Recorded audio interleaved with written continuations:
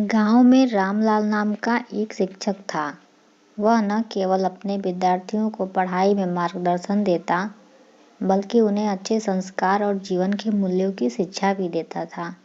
रामलाल के लिए शिक्षा का अर्थ केवल किताबों का ज्ञान नहीं था, बल्कि बच्चों को एक अच्छा इंसान बनाना था। एक दिन रामलाल के पास एक गरीब लड़का रवि आया। रवि के माता पिता मजदूरी करते थे और उसके पास पढ़ाई के लिए पर्याप्त साधन नहीं थे, लेकिन रवि में सीखने की गहरी ललक थी।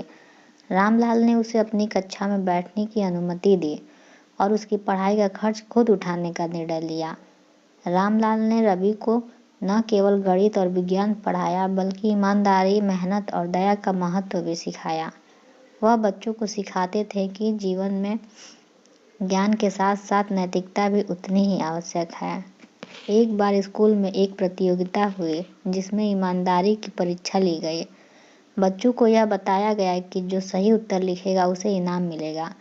रवि ने प्रश्नों का उत्तर दिया, लेकिन उसने एक उत्तर को खाली छोड़ दिया, क्योंकि उसे उस उत्तर का पता नहीं था। जब परिणाम घोषित हुए तो रवि दूसरे स्थान पर आया।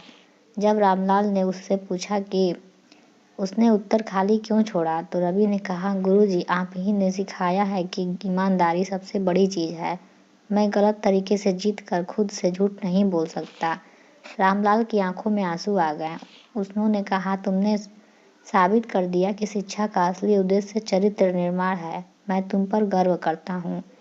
इस घटना के बाद रामलाल और अधिक समर्पण से बच्चों को शिक्षा देने लगे। उनका मानना था कि एक शिक्षक का सबसे बड़ा कर्तव्य यह है कि वह अपने विद्यार्थियों को सच्चाई, ईमानदारी और मानवता के रास्ते पर चलना सिखाए।